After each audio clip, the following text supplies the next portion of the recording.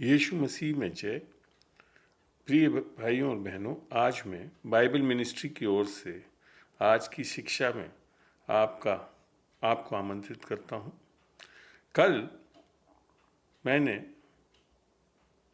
परमेश्वर की धार्मिकता और स्वयं की धार्मिकता के विषय में चर्चा की थी, और आज परमेश्वर की धार्मिकता से जो फायदे होते हैं, जो हम एक जयवंत जीवन बिता सकते हैं, उसके बारे में हम चर्चा करते हैं। परमेश्वर की धार्मिकता विश्वास से मिलती है, इसके बारे में हमने कल काफ़ी बड़ी चर्चा की थी, और आज भी हम उसी से प्रारंभ करते हैं, पढ़ के रोमियो 4 में 3 से। पवित्र शास्त्र क्या कहता है? ये कि अब्राहम ने परमेश्वर पर विश्वास किया और ये उसके लिए धार्मिकता गिना गया। काम नहीं करा उसने। आगे लिखा है, काम करने वाले की मजदूरी देना दान नहीं परंतु हक समझा जाता है। कल भी हमने समझाया था कि परमेश्वर की धार्मिकता दान है। आगे पढ़ते हैं 5वीं आयत में, परंतु जो काम नहीं करता वरन भक्तिहीन के धर्मी ठहराने वाले पर विश्वास करता है, उसका विश्वास उसके लिए धार्मिकता गिना जाता है। यहाँ मेरे को बड़ा अजीब लगता था कि यहाँ तक तो अच्छा लगता है कि अगर कुछ अच्छा व्यक्ति हो और उसको परमेश्वर धर्मी ठहराए, पर यहाँ तो बड़ा स्पष्ट लिख रखा है जो कि भक्तिहीन है वो परमेश्वर उसको धर्मी ठहराना चाह रहा है, और वो करता भी है। 6ठी आयत में लिखा है, जिसे परमेश्वर बिना कर्मों के धर्मी ठहराता है उसे दाऊद भी धन्य कहता है कि धन्य वे हैं जिनके अधर्म क्षमा हुए और जिनके पाप ढांपे गए। धन्य है वे मनुष्य जिसे परमेश्वर पापी नहीं ठहराता है। परमेश्वर की धार्मिकता से हमारे को अनंत जीवन मिलता है, और हम पाप में नहीं धंसे रहते, मरे पीटे हुए नहीं जीते, जैसे कि वचन बताता है रोमियो 5:7-17 में। क्योंकि जब एक मनुष्य के अपराध के कारण मृत्यु ने उस एक ही के द्वारा राज्य किया, तो जो लोग अनुग्रह और धर्म रूपी वरदान बहुतायत से पाते हैं, वे एक मनुष्य के अर्थात यीशु मसीह के द्वारा अवश्य अनंत जीवन में राज्य करेंगे। ये बात पौलुस नबी को बहुत अच्छी तरह समझ में आई थी जब उसने गलतियों 2:20 में लिखा कि मैं यीशु मसीह के साथ क्रूस पे टांगा गया, अब मैं जीवित नहीं हूँ परंतु यीशु मसीह मुझ में जीवित है, और अब जो जीवन मैं इस देह में बिता रहा हूँ वो केवल यीशु मसीह के विश्वास के द्वारा, जिसने मुझसे प्रेम किया और अपनी जान दे दी। तो ये है एक जीवन जो परमेश्वर की धार्मिकता के साथ जीने वाला व्यक्ति होता है, क्योंकि यीशु मसीह की धार्मिकता के साथ हम अब जीने वाले हो जाते हैं और जयवंत जीवन जीते। आपको ध्यान होगा कि यशायाह 53 में यीशु मसीह के क्रूस पे किए जाने वाले कार्य के बारे में पूर्ण उल्लेख किया गया था, और फिर यशायाह 54 जो कि 53 के बाद आता है, उसमें जो बातें कही गई वो विशेषकर हम जो आने वाले थे उनके लिए एक भविष्यवाणी के रूप में था। और जब हम यशायाह 54:14 को पढ़ते हैं तो वहाँ यूँ लिख रखा है, तू धार्मिकता के द्वारा स्थिर होगी। पहली चीज, यीशु मसीह की धार्मिकता से हम क्या हो जाते हैं? स्थिर हो जाते हैं। फिर लिखा है, तू अंधेरे से बचेगी क्योंकि तुझे डरना ना पड़ेगा। और 2 चीज़ कि हम अंधकार की शक्तियों से बचे हुए रहेंगे और साथ ही हमें डर नहीं लगेगा, और तू भयभीत होने से बचेगी। ओह, प्यारा वचन का वाचा है ये कि हम भयभीत नहीं होंगे क्योंकि भय का कारण तेरे पास ना। आगे यशायाह 54:17 में यूँ लिखा है, जितने हथियार तेरे हानि के लिए बनाए जाएं, अर्थात शैतान कितने भी हथियार बनाए हमारे हानि के लिए, उनमें से कोई सफल ना होगा। ओह, क्या प्यारा वाचा है ये। और जितने लोग मुद्दई होकर तुझ पर नालिश करें, उन सभी से तू जीत जाएगा। यहोवा के दासों का यही भाग होगा और वह मेरे ही कारण धर्मी ठहरेंगे। अर्थात यीशु मसीह की धार्मिकता के कारण ये सब कुछ हो रहा है, और यहोवा की यही वाणी है। जब हम दूसरा पत्रस 1 पढ़ते तो वहाँ एक बहुत बड़ा दान हमको मिल रहा है धार्मिकता के साथ। देखते हैं दूसरा पत्रस 1, शमौन पत्रस की ओर से जो यीशु मसीह का दास और प्रेरित है, उन लोगों के नाम जिन्होंने हमारे परमेश्वर और उद्धारकर्ता यीशु मसीह की धार्मिकता से हमारा सा बहुमूल्य विश्वास प्राप्त किया है। प्रियजनों, आपके विश्वास से परमेश्वर नहीं चलाना चाहता, वो एक आपको बहुमूल्य विश्वास देना चाहता है, जो कि यीशु मसीह स्वयं का विश्वास है। और वो राई का दाना का विश्वास पहाड़ों को हिला सकता है। तो ये है एक और बहुत बड़ी चीज जो हमको मिलती है, परमेश्वर का विश्वास।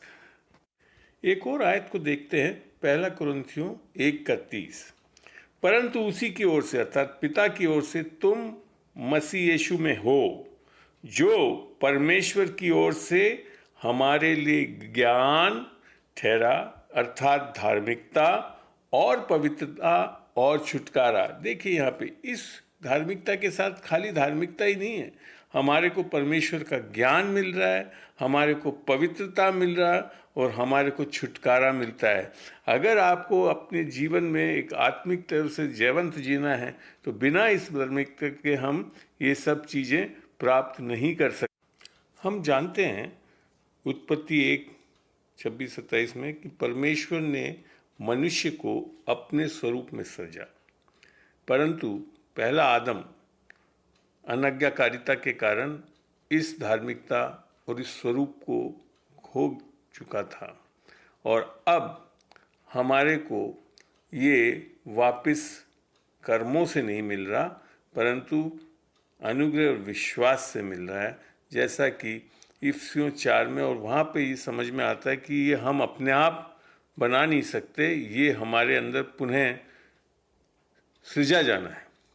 पढ़ते हैं इफिसियों 4:24, और नए मनुष्यत्व को पहन लो जो परमेश्वर के अनुसार, देखिए परमेश्वर के अनुसार सत्य की धार्मिकता, अर्थात एक झूठ की धार्मिकता है जो कि स्वयं की धार्मिकता है, सत्य की धार्मिकता यीशु मसीह की धार्मिकता, यीशु मसीह सत्य है, और पवित्रता में सृजा गया है।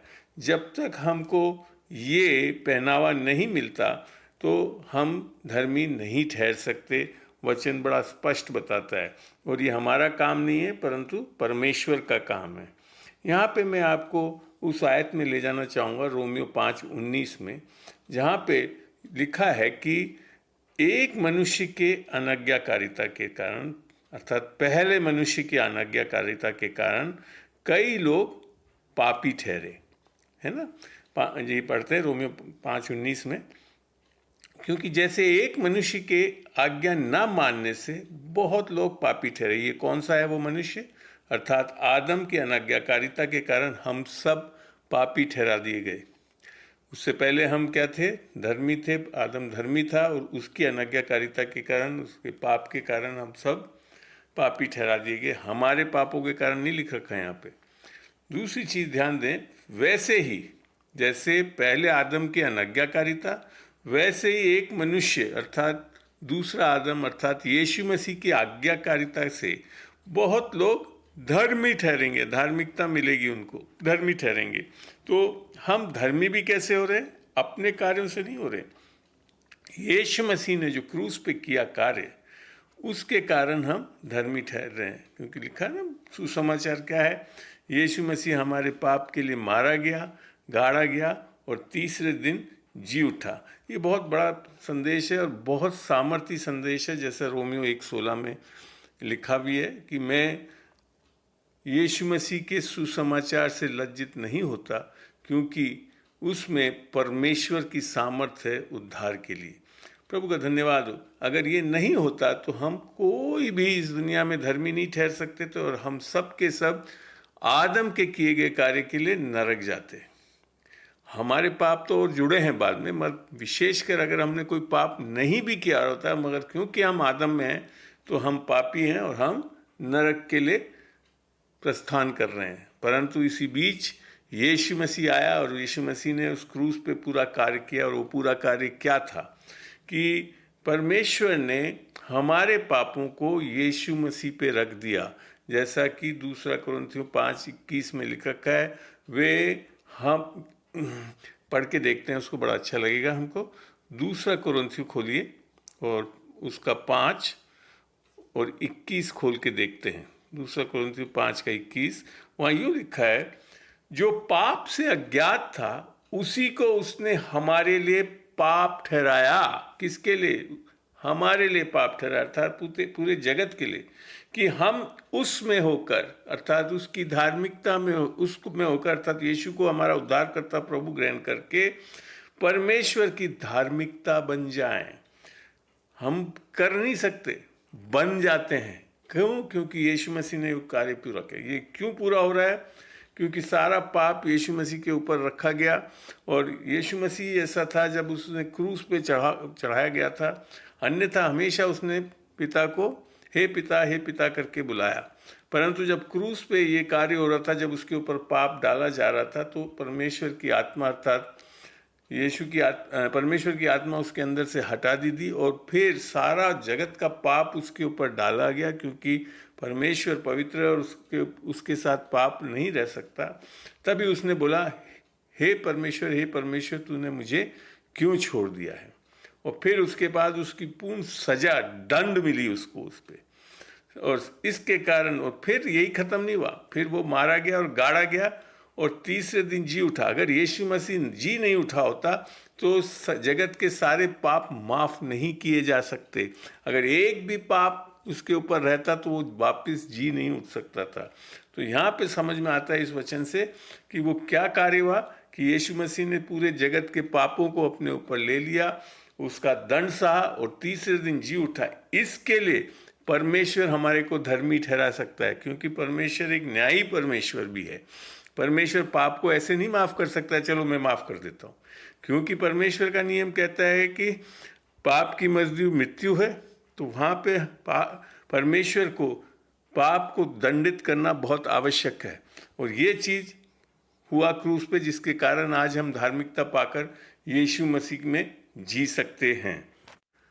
यशायाह 64:6 में यूँ लिखा है, हम तो सब के सब अशुद्ध मनुष्य के से हैं, अर्थात हम पापी हैं, और इस अवस्था में हमारे सारे धर्म के काम सब के सब मैले चित्रों के समान है। आप यहाँ ध्यान से देखें कि पापी होकर हम सारे अच्छे काम कर सकते हैं, परंतु क्या लिखा है, हम सब के सब